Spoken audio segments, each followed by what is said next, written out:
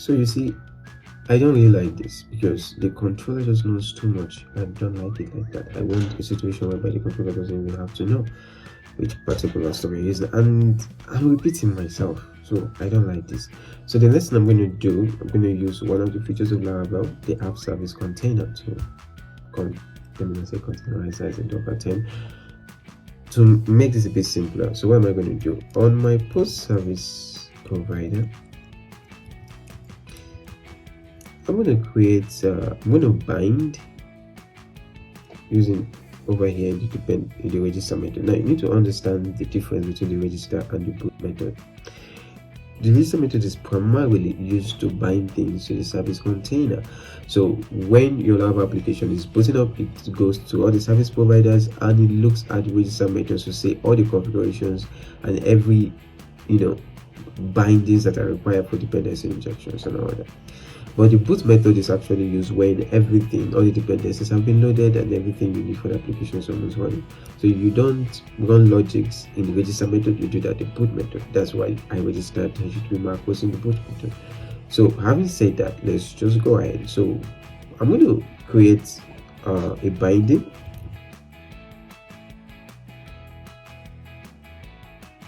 I'm going to create a binding for the post service,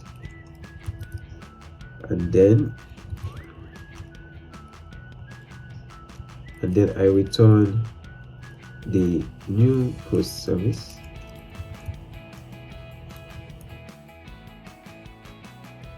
with the adapter that I'm about to use, which is the JSON placeholder. Okay, so import this. That. So when I go to my block controller, I can remove the whole of this and just call app post service.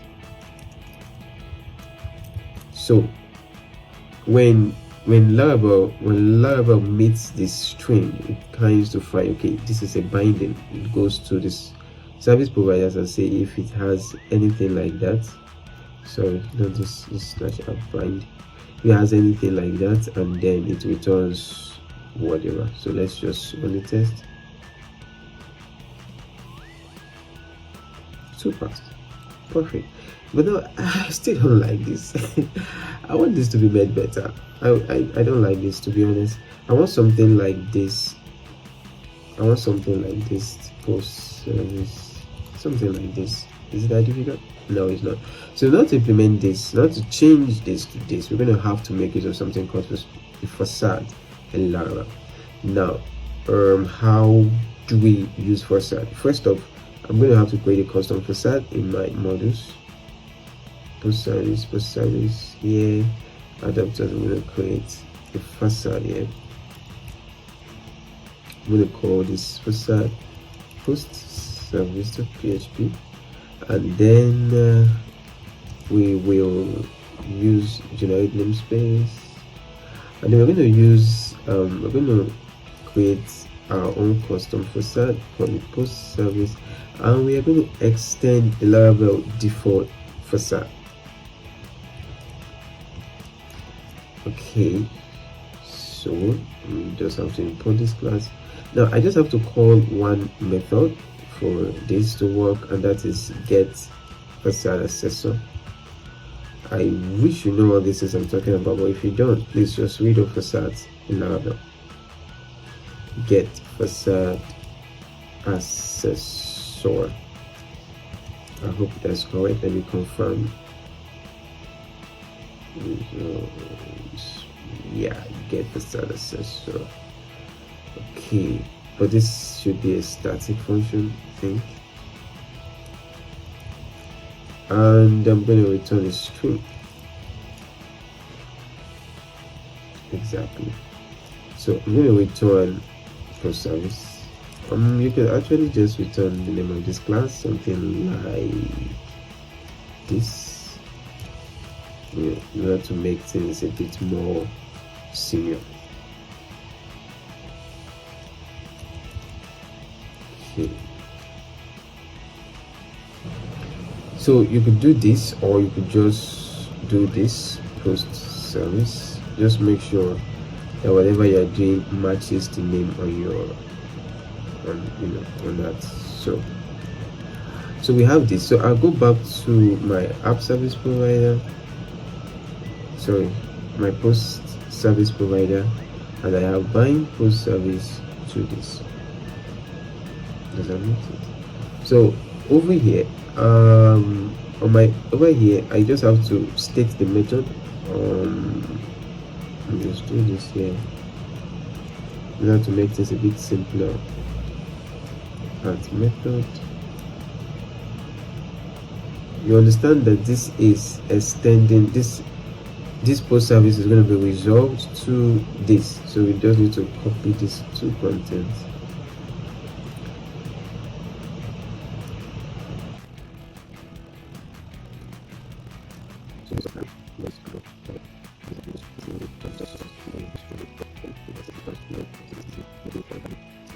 Good. So this is what we have here. So now over in my block controller, I could easily replace this, the both of them, and just use post service.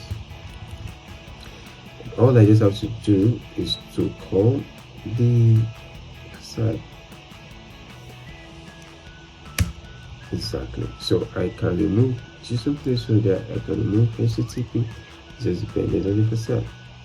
So there's a problem here. Excuse me.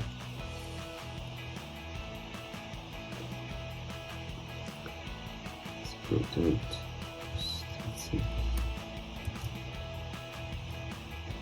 Let's see. Okay, so you see. Shit, I hate this. I really hate this. I'm going to take away this comment and see if that works. Oh god, need a comment back. Okay, well, let's still run the test and see if it works. Two failed. So what's the failure? Undefined method, post service get post. I'm sorry, let me do something and make sure that I'm not running to original error coming. Whew. So what was it returning? Well, let's go ahead. I know this is not good. I'll find a way to remove this later. So you could see. So what happens is this. Let me explain the flow so you understand what's happening here. Oh shit, shouldn't be post that. What's your problem? What's your problem? Why can't you just respect yourself as your brother? Now let me explain what happens here. Now post service get post service get user.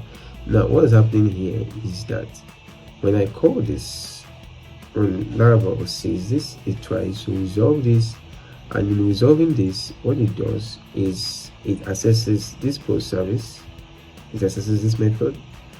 Once it calls this method, it returns this string, and then if it looks for this for the bindings, if there is a string like this, okay, so it goes back to the apps, the post service provider, and then it looks for that particular string post service. Okay, it is bound to this, and it resolves it by creating an instance of this class.